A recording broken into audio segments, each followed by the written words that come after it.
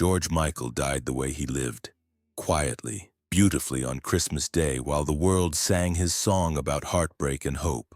December 25th, 2016. Goring-on-Thames, England. A peaceful village along the River Thames, far from the stadium lights and screaming crowds that had defined his life. Outside, his voice played in 1,000 living rooms. Inside, the man who wrote it was gone. Inside a bedroom of his country home, Georgios Kyriakos Panayotou, the man the world knew as George Michael, lay in bed, his heart finally still. 53 years old, no violence, no drama, no scandal. The loudest pop star of his generation left without a sound.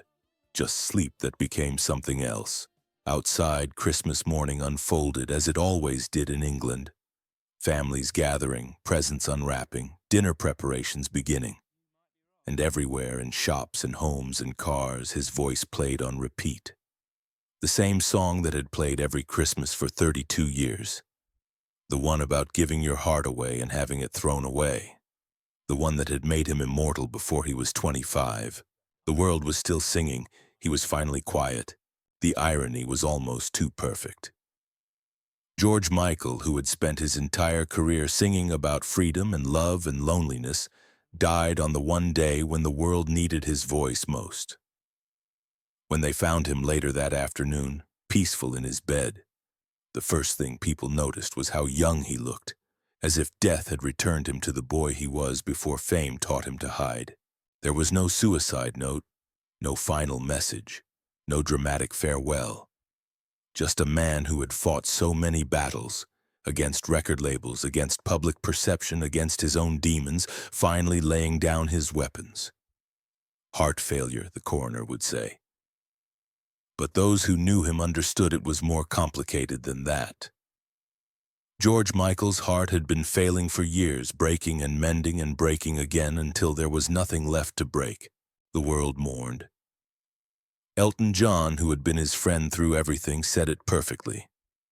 He was the kindest, most generous soul and a brilliant artist. But more than that, he was the loneliest person I ever knew. But to understand why George Michael died with a broken heart on Christmas Day, we must first understand how a boy from North London became a prisoner of the very freedom he sang about. We must travel back to a time before the fame, before the masks, before the world decided who he should be. The year was 1963. Finchley, North London, a working-class Greek Cypriot community where success meant stability and difference meant trouble. Georgios was born to immigrant parents who had fled Cyprus for England, bringing with them old-world values and new-world dreams. His father, Jack Panos, ran a restaurant. His mother, Leslie, was everything: warmth, love, the center around which their world turned. From the beginning, Georgios was different, not in obvious ways. He played football, he made friends, he seemed normal enough. But inside, something was forming that he couldn't name yet, couldn't articulate even to himself. He loved music with an intensity that bordered on obsession. At 12 years old, he started writing songs, recording them on a beat-up cassette recorder in his bedroom. His voice still unbroken but already searching for something. Could their early childhood experiences have laid the foundation for later triumphs or tragedies? For George, growing up as the son of immigrants in 1970s England created a fundamental understanding of what it meant to exist between worlds. Greek at home, English at school, passionate by nature, expected to be reserved. Different on the inside, desperate to appear normal on the outside. This contradiction would define everything: his music, his relationships, his eventual destruction. He was 14 when he met Andrew Ridgeley at Bushy Mead School. Andrew was everything Georgios wasn't: confident, English, effortlessly cool. They became best friends immediately, bonding over music and ambition, and a shared belief that they were destined for something bigger than North London suburbia. Together they formed Wham, a name that sounded like the pop explosion they were planning to become. Was the success they achieved truly worth all the pain they endured? In 1982, Wham released their first single, By 1984, they were the biggest pop act in the world. George, he had changed his name by then, shedding Georgios like a costume that no longer fit, was 21 years old and living a life that seemed designed by a teenage fantasy committee. #1 hits, screaming fans, money, fame, everything. The wham phenomenon was calculated brilliance. George understood pop music in a way few artists ever do. He knew that the perfect hook, the perfect image, the perfect moment could create something that transcended mere songs. Wake Me Up Before You Go Go wasn't just catchy. It was joy distilled into 3 minutes. Club Tropicana was escapism you could dance to. They wore bright colors, smiled constantly, projected an image of effortless youth and happiness. But behind the scenes, George was suffocating. The partnership with Andrew worked musically. Andrew's charisma balanced George's perfectionism. But philosophically, they were diverging. Andrew was content to ride the wave, to enjoy the success for what it was. George wanted more. He wanted to be taken seriously, to write songs that mattered, to be recognized as an artist rather than just a teen idol. And then there was the bigger problem, the one he couldn't discuss with Andrew or anyone else. The image they were selling was a lie. Young, straight, carefree boys making music for girls who screamed at concerts and plastered their walls with posters. George played the part perfectly, but every performance felt like erasure, like burying himself deeper under the persona the world wanted. But everything came with a price tag he hadn't read carefully. The image Wham projected, carefree, heterosexual, fun, required George to hide the most essential part of himself. He was gay. He had known since he was young, but in 1980s pop music, being gay meant career suicide. So he smiled for the cameras, dated women for appearances, and channeled all his truth into songs that said everything without saying anything at all. The songs were brilliant precisely because they were coded. Every love song about a woman was really about the love he couldn't speak. Every lyric about freedom was about the freedom he didn't have. Millions of people danced to his music without understanding they were dancing to a man's secret pain, encrypted in major chords and perfect production. By 1986, George was suffocating. Wham had served its purpose. It had made him famous, but it had also trapped him in a persona he couldn't maintain.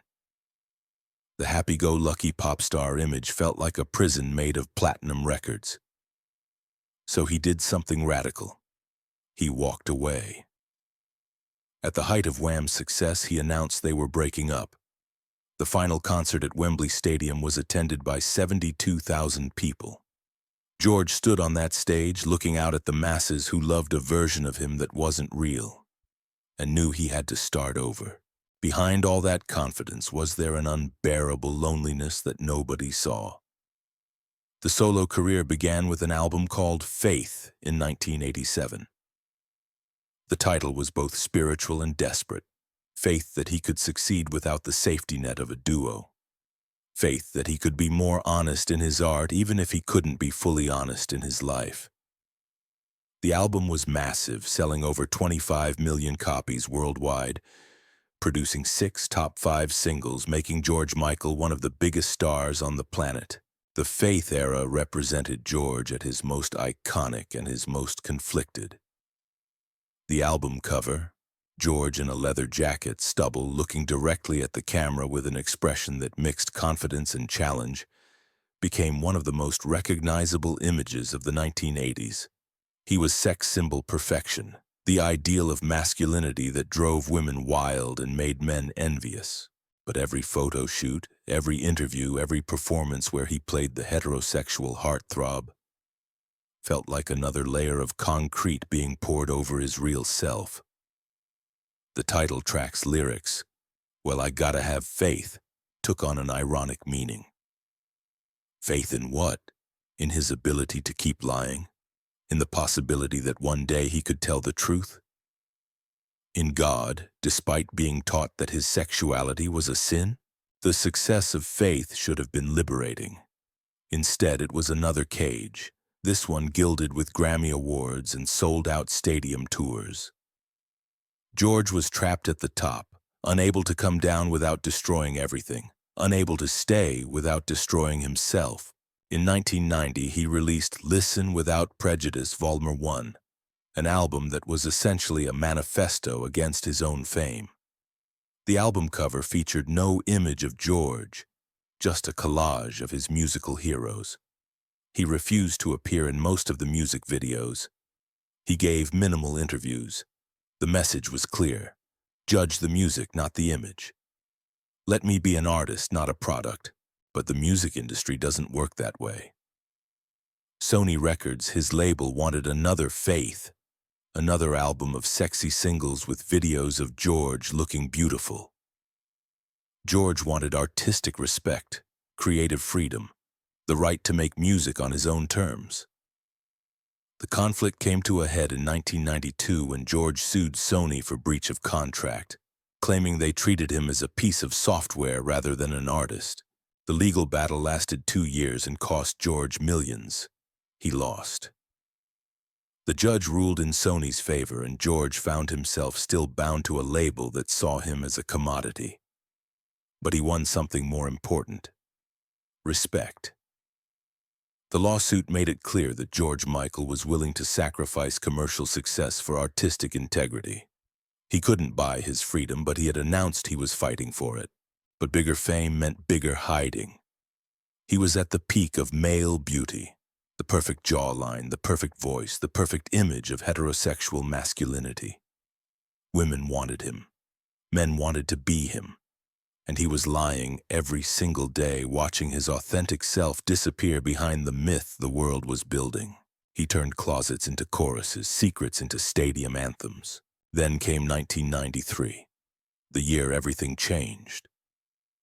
George had been in a relationship with Anselmo Felipe, a Brazilian designer he had met at a concert in 1991. It was George's first serious relationship with a man, the first time he had allowed himself to love openly, privately. Anselmo was everything: passion, understanding, the person who made hiding feel worth enduring. Their relationship was conducted in complete secrecy. No paparazzi photos, no gossip columns, no public acknowledgement. They would meet in private homes, travel separately and meet at destinations. Live a double life where George was the global superstar in public and just Georgios in private, with Anselmo. For the first time in his adult life, George experienced what it felt like to be loved for who he actually was, not for the image he projected. Anselmo understood the impossible position George was in. He didn't pressure him to come out, didn't resent the secrecy. He simply loved George, completely and without conditions. In the few letters and interviews where George later referenced this period, there's a sense of having found something he thought impossible: authentic connection in an inauthentic life. In 1993, Anselmo died of an AIDS-related illness.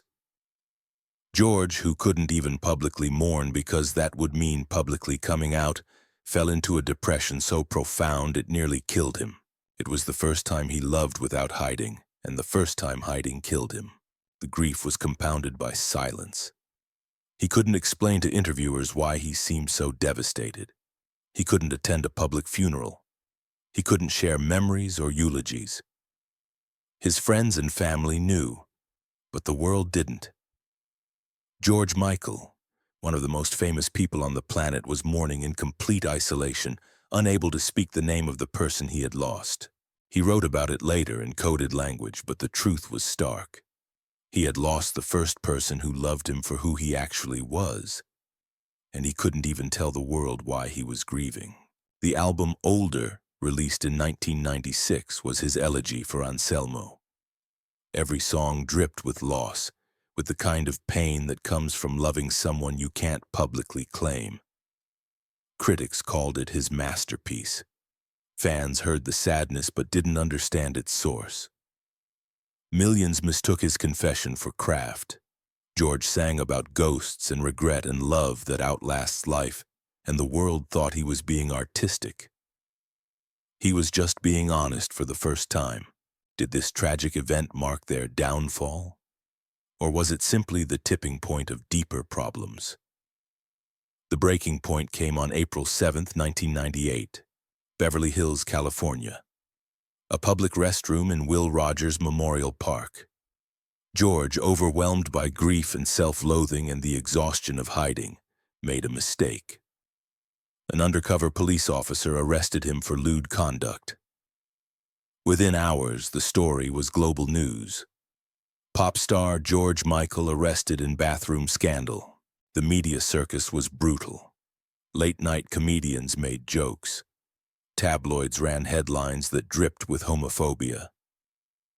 The image of George Michael, perfect, controlled, untouchable, shattered in an instant. For most celebrities, this would have been the end. The shame would have destroyed them, driven them into hiding or worse. But something unexpected happened. George got angry. Not at himself, not at the world, but at the lie he had been forced to live. Within weeks of the arrest, he did something revolutionary. He owned it. Shame lost its power the moment he laughed at it. He came out publicly, unapologetically. He gave interviews where he said essentially, "Yes, I'm gay, I always have been. I'm not ashamed, I'm not sorry. This is who I am." He spent half his life hiding his truth, and the other half defending it. Then he released a song called Outside, a disco anthem that turned his humiliation into celebration, his scandal into art. The music video featured police officers dancing in bathrooms, a direct middle finger to the homophobic culture that had arrested him for being himself. It was defiant, joyous, free in a way his music had never been before. For the first time in his career, George Michael was singing as George Michael, not as the heterosexual pop star the world wanted him to be. The liberation was visible, audible. But liberation doesn't erase decades of hiding. Freedom doesn't heal trauma. It just changes the nature of the fight. Can anyone ever truly escape from the shadow of their darkest moments? Throughout the 2000s, George struggled. He released music sporadically, brilliant when it came, but increasingly rare. He dealt with depression, with the weight of all those years spent living a lie. He had relationships, with Kenny Goss for 13 years, others. But the damage done by decades of self-denial doesn't reverse just because you stop lying. He was arrested multiple times. Drug possession, driving under the influence, incidents that the tabloids gleefully reported. The first arrest came in 2006 when police found him slumped over the wheel of his car. Then again in 2008 and 2010. Each incident became front-page news, each mugshot another humiliation, each court appearance another opportunity for the media to document his decline. Each arrest became evidence for people who wanted to believe that being gay was inherently destructive, that his honesty had been his downfall. But the truth was more complicated. George Michael wasn't falling apart because he came out. He was never addicted to drugs. He was addicted to relief. The substances, marijuana mainly, prescription medications sometimes, weren't about getting high. They were about turning down the volume on a mind that had been screaming for decades. They were about finding a few hours where he didn't have to think about all the years he'd wasted hiding, all the damage done, all the versions of himself that might have existed if he'd been born in a different time or had the courage to be honest earlier. His friends watched helplessly as he cycled between periods of sobriety and relapse, between creative brilliance and silence. He would disappear for months, hole up in one of his properties, refuse phone calls. Then he would emerge, give a stunning performance that reminded everyone of his genius, and disappear again. It was like watching someone drown in slow motion, coming up for air occasionally but never quite making it to shore. "The biggest prison in the world is fame," he said in a 2007 interview. But it wasn't just fame. It was the specific kind of fame that comes from being loved for a version of yourself that doesn't exist. It was being worshipped as an icon while feeling like an imposter. It was having millions of fans and still feeling completely alone. Were these final decisions acts of surrender, or courageous acts of self-preservation. In his final years, George retreated further from public life. He lived quietly in his country home, occasionally working on music he may have never intended to release, seeing friends rarely, existing in the space between who he had been and who he might have become if the world had let him be himself from the beginning. The few people who saw him during this period described a man who seemed tired in a way that sleep couldn't fix. He was still generous, anonymously donating millions to charities, helping people he had never met, using his wealth to ease suffering he saw in the world. In 2016, it emerged that he had been secretly funding a woman's IVF treatment, paying medical bills for strangers, supporting AIDS charities and homeless shelters with donations that totaled millions over the years. He did this quietly, without press releases or tax benefits, simply because he could and because it mattered. But he couldn't seem to ease his own suffering. Friends described him as kind but distant, present but somehow already gone, as if part of him had died with Anselmo in 1993 and he had just been marking time ever since, waiting for his body to catch up with his heart. He worked sporadically on a documentary about his life, Freedom, which would be released posthumously. In the footage, there's a man trying to make sense of his own story, to find meaning in the suffering, to justify the choices he'd made and the price he'd paid. He talks about his career with pride, but also with a kind of bewilderment, as if looking back at someone else's life. His mother had died in 1997. His father would die in 2021.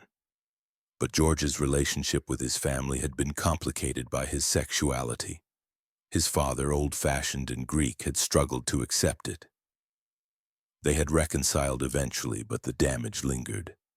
George carried that rejection, that conditional love, like a weight that pressed down on everything.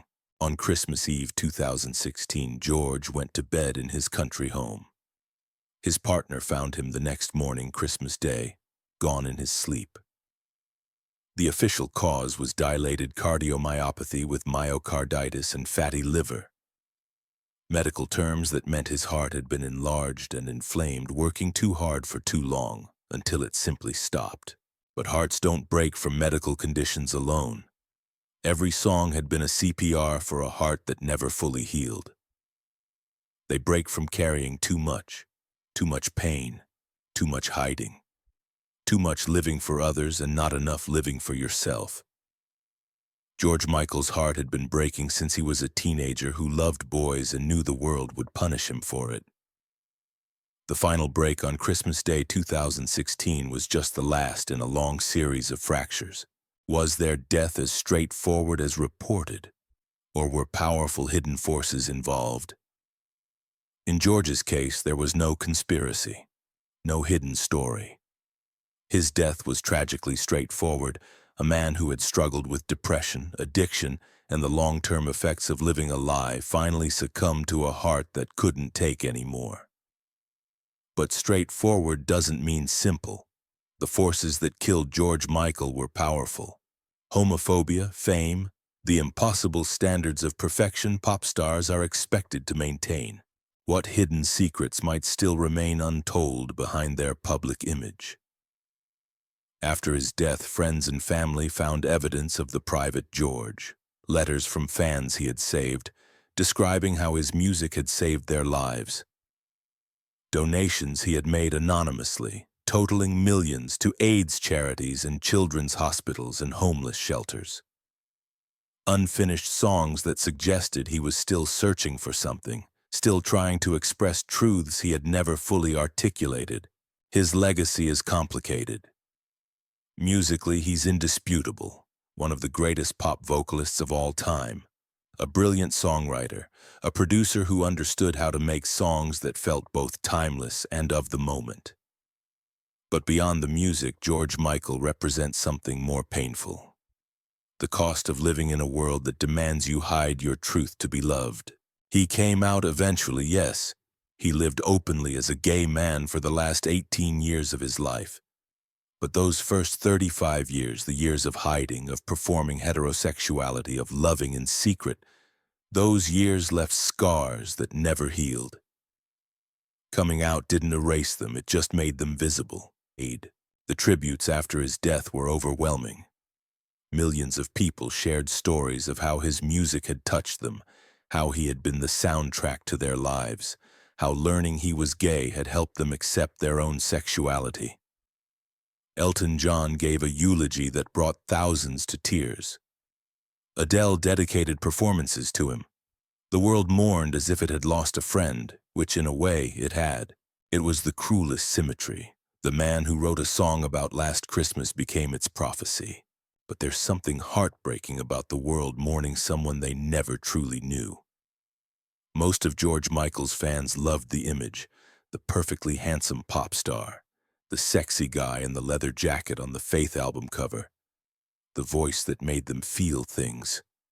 How many of them loved the real George, the complicated, damaged, brilliant, lonely man who spent most of his life hiding in plain sight? The question that haunts George Michael's story is whether it could have been different. If he had been born 20 years later into a world with marriage equality and openly gay pop stars, would he have thrived instead of struggled? If he had come out at 20 instead of 35, would he have avoided the depression and addiction that marked his later years? We'll never know. What we know is this: George Michael spent the first half of his life becoming one of the most famous people on the planet, and the second half learning that fame without authenticity is just another form of imprisonment.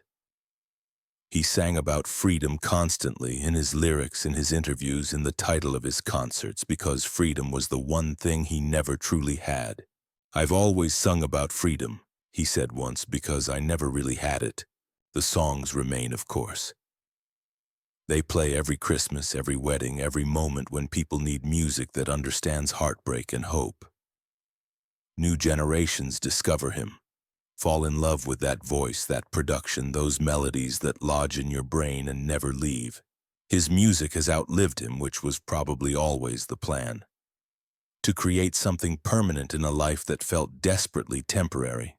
But the man behind the music, the real Georgios, the boy from Finchley who loved too much and hid too long and carried the weight of the world's expectations until his heart gave out, he deserves to be remembered too. Not as the perfect pop star or the cautionary tale, but as a human being who did his best in impossible circumstances, who eventually chose truth over comfort, who paid an enormous price for the right to be himself. On Christmas Day every year, the world will sing his song about giving your heart away. Most people will sing it without thinking about the man who wrote it, about what it cost him to create beauty out of pain, about how he gave his heart to the world and the world in its own way threw it away. Every December his voice returns, not as memory but as penance. The song forgives the world that failed its singer. George Michael wanted freedom. He sang about it, fought for it, eventually achieved a version of it. But freedom came too late, and it came with a bill he spent the rest of his life paying. The truth didn't set him free, it just hurt less than the lie. And in the end, even that wasn't enough to keep his heart beating. He died on Christmas Day, alone but peaceful, while the world celebrated the holiday he had made immortal.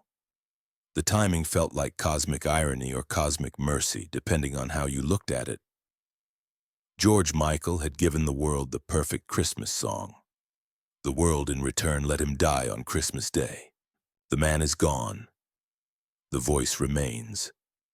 And every December, when the snow falls and the lights twinkle and families gather, his voice will fill the air, singing about heartbreak disguised as a holiday song. Most people will never understand what they're really hearing. A man's entire life distilled into 3 minutes, the joy and the pain, the hiding and the hope, all wrapped up in perfect harmony. How much of yourself can you sacrifice before there's nothing left to save? And when the world finally lets you be yourself, is it already too late to remember who that self was supposed to be? George Michael spent his life searching for answers to these questions. He found them finally. But the discovery came at a price no one should have to pay. Freedom, truth, the right to love openly. These things shouldn't cost a lifetime of pain. But for George, born in the wrong era into the wrong industry with the wrong kind of love, they did. The last song he worked on, never finished, had a lyric that friends remembered. I still sing for the boy who never believed he was enough. That boy, Georgios from Finchley, who recorded songs in his bedroom and dreamed of being heard, he got his wish. The world heard him. They heard him so well that he became immortal. But immortality doesn't keep you warm at night. Fame doesn't ease loneliness. Success doesn't heal the wounds inflicted by having to hide who you love. George Michael learned all of this the hard way, and the lessons killed him slowly, piece by piece, until there was nothing left but the music. And maybe that's enough. Maybe the music is all that was meant to survive, the perfect distillation of a life lived between joy and pain, truth and performance, freedom and imprisonment. Maybe George Michael was always meant to be a voice without a body, a feeling without a face, a reminder that the things we hide slowly poison us from within. He wanted to be remembered for his music. He'll get that wish. But he should also be remembered for his courage, the courage to finally tell the truth even when it cost him everything, the courage to make art from his pain, the courage to keep singing about freedom even when he never truly found it. Freedom. The word appears in so many of his songs, spoken so many times in interviews, fought for so desperately in his battles with record labels and public perception. He chased freedom his entire life, and in the end, maybe he found it. Not in fame or success or even love, but in the simple act of closing his eyes on Christmas Day and letting go. The world will keep singing his songs, celebrating his genius, mourning what was lost. And George Michael, wherever he is finally free from the biggest prison of all. The one we build ourselves when we live for others instead of ourselves. When we hide our truth to be loved, when we sacrifice our hearts to become immortal. He gave his heart to the world, last Christmas, and every Christmas after. The gift that keeps on giving, even after the giver is gone. Some hearts stop, his keeps playing.